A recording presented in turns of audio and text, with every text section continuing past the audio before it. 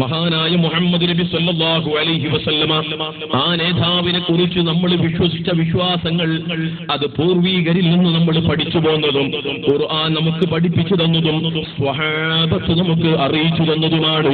അതിൽപ്പെട്ടതാണ് അല്ലാഹുവിന്റെ റസൂൽ അവിടുന്ന് ജനിച്ചത് തന്നെ ലോക മുസ്ലിമീങ്ങൾക്ക് അനുഗ്രഹമായിട്ടാണ്. എന്നാൽ ഒരു മൗലവി പറയാൻ പോകുന്നത് റസൂലുള്ള ജനിച്ചതല്ല അനുഗ്രഹം, പിന്നെ നബിയായതാണ്, റസൂലാക്കിയത് മാത്രമാണ് അനുഗ്രഹം. ജനിച്ചത് വല്ല അനുഗ്രഹമൊന്നുമല്ല. ജനിച്ചത് അനുഗ്രഹമാണെന്ന് പറയാൻ പറ്റൂല. ആരെ പിന്നെ റസൂൽ ആക്കിയത്? ആ ആക്കിയ ആൾ ഇവിടെ വന്നത് എങ്ങനെ? ജനിച്ചിട്ടല്ലേ വന്നത്?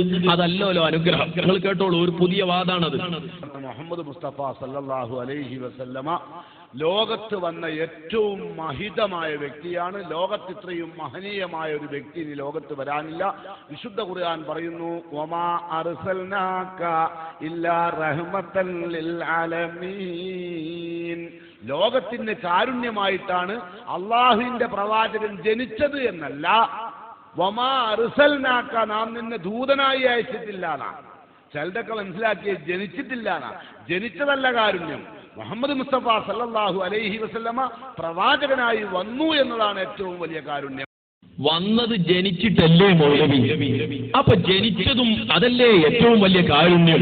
ആ കാരുണ്യത്തിന്റെ ഓരോ ഭാഗങ്ങളല്ലേ പ്രവാചകരായി നിയോഗിച്ചതും റസൂലായി നിശ്ചയിച്ചതും ലോകത്ത് മറ്റ് പ്രവാചകന്മാരെക്കാൾ വലിയ സ്ഥാനം റസൂലുള്ളാഹിക്ക് കൊടുത്തതും അതൊക്കെ ആ ഹബീബായ മുഹമ്മദ് നബി സല്ലല്ലാഹു അലൈഹി വസല്ലമ തങ്ങൾ ജനിച്ചത് കൊണ്ടല്ലേ? അപ്പൊ ജനിച്ചത് തന്നെ ഏറ്റവും വലിയ കാരുണ്യമല്ലേ? ജനിച്ചിട്ടല്ലേ ഈ ക്വാളിഫിക്കേഷൻ ഒക്കെ റസൂൽ കിട്ടുന്നത്? ഇനി നിങ്ങൾ ചിന്തിക്കുക. അവിടെ തന്നെ ഞാൻ ഒന്നുകൂടെ പറയട്ടെ, തിങ്കളാഴ്ച നോമ്പ് അതൊരനുഗ്രഹത്തിന് നന്ദി പ്രകടനമായി ലോക മുസ്ലിമീങ്ങൾ നടത്തേണ്ട ഒരു നോമ്പാണ്. അത് റസൂലുള്ള സുന്നത്തായി നിശ്ചയിച്ചിട്ടുള്ള നോമ്പാണ്. അതിന്റെ കാരണം എന്താണ്? അല്ലാഹുവിന്റെ റസൂല് പറഞ്ഞത് ഇമാം മുസ്ലിം ഉദ്ധരിക്കുന്ന ഹദീസിൽ കാണാം, ഫീഹി ഉലിതു, ആ ദിവസത്തിലാണ് എന്നെ പ്രസവിക്കപ്പെട്ടത്.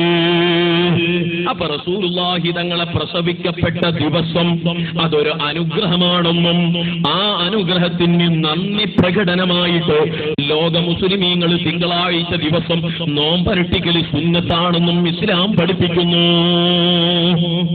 ജനിച്ചത് കാരുണ്യല്ലോ.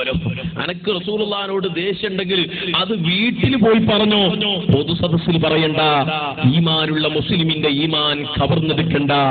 ഇതാണ് ഈ സമയത്ത്